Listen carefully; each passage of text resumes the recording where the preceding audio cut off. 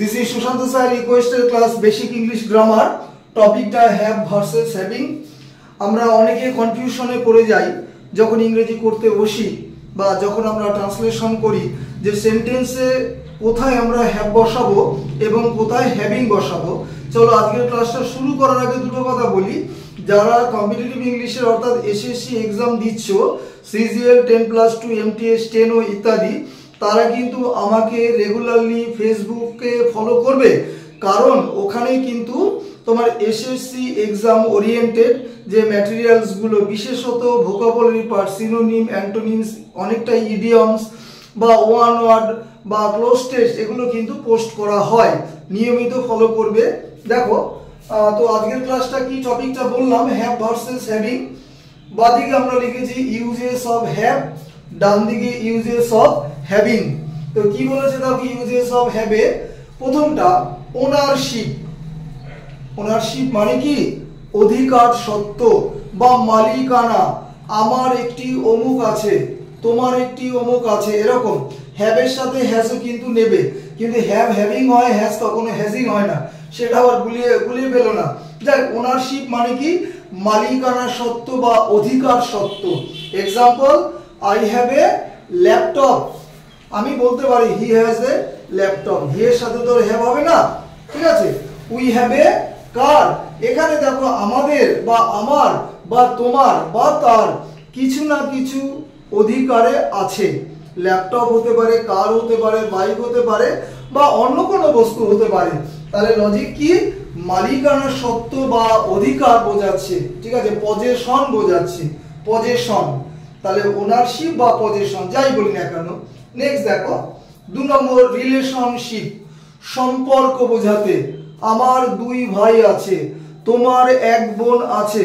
তাহলে আমার সাথে ভাইয়ের বা তোমার সাথে বোনের একটা রিলেশনশিপ বোঝাচ্ছে, তাই না, সম্পর্ক বোঝাচ্ছে, আত্মীয়তা বোঝাচ্ছে। তাহলে উদাহরণ কি লিখেছি, I have 2 brothers, do you have a sister. এটা একটা প্রশ্নসূচক সেন্টেন্স আমি ব্যবহার করলাম। তোমার কি একটি বোন আছে? তাহলে তোমার সাথে বোনের একটা যদি থাকে বা না থাকে সেটা অন্য প্রসঙ্গ, আত্মীয়তা বোঝাচ্ছে, ব্লাড রিলেশন, রিলেশনশিপ বোঝাচ্ছে। এমন বোঝাতে কিন্তু আমরা সেন্টেন্সে হ্যাভ এর ব্যবহার করি। তাহলে হ্যাভ মানে শুধু যে ওনারশিপ বা পজেশন সেটা নয়, এখানে কিন্তু রিলেশনশিপটাও বোঝাতে পারে। 3 নম্বর ফিজিক্যাল স্টেট, বর্তমান যে অবস্থা। এখানে ফিজিক্যাল মানে তুমি শারীরিক কি বলবো ধরবে না, বর্তমান অবস্থাটা কি বলছে, আই হ্যাভ এ হেডেক, আমার মাথা যন্ত্রণা। তাহলে বর্তমান অবস্থাটা বোঝাচ্ছে।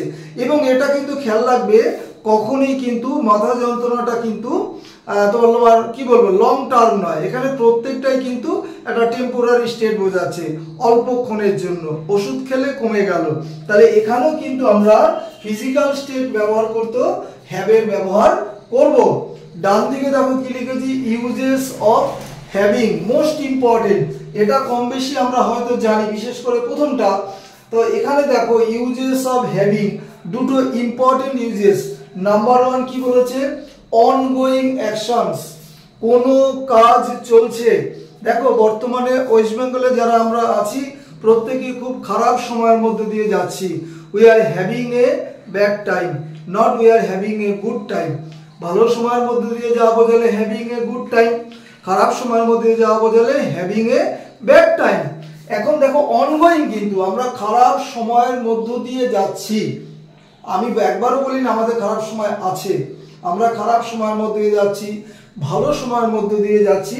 তাহলে প্রথমটা অনগোয়িং অ্যাকশনস। কি লিখেছি দুটো example, I am having a dinner, কি আমি ডিনার হ্যাভ করছি মানে খাচ্ছি এখানে, তাই না। ডিনার তো সারা রাত্রি বসে করে না, টেম্পোরারি, আধ ঘন্টা হতে পারে, 40 মিনিট হতে পারে, তারপর আবার শেষ হয়ে গেল। কিন্তু ডিনারটা যে মানে অর্থাৎ রাত্রিকালীন খাবারটা যে আমি খাচ্ছি, এটা ongoing actions. I have A dinner বলে নাই, I am having a dinner. Next, we are having a meeting.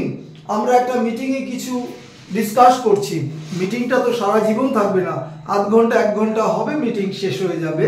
তাহলে এটাও একটা অনগোয়িং অ্যাকশনস। 2 নম্বর কি বলেছে, মোস্ট ইম্পর্টেন্ট, এক্সপিরিয়েন্স বা টেম্পোরারি স্টেট, অভিজ্ঞতা বা ক্ষণস্থায়ী অবস্থা। He is having a tough day, সে একটা খারাপ সময়ের মধ্যে দিয়ে যাচ্ছে, যেটা একটু আগে বললাম, এটা কিন্তু ক্ষণস্থায়ী এবং এটা তার কিন্তু এক্সপিরিয়েন্স হচ্ছে। হি is having a tough day, bad day ইত্যাদি এরকম। তাই এই হচ্ছে সম্পূর্ণ ক্লাসটা, যে ইউজেস অফ হ্যাভ এবং ইউজেস অফ হ্যাভিং। এবং অবশ্যই এটা বেসিক ইংলিশ গ্রামারের ক্লাস, প্রত্যেকেই ফলো করো এবং সম্পূর্ণ ক্লাসটা দেখবে। ক্লাস শেষ করছি। Have a good day.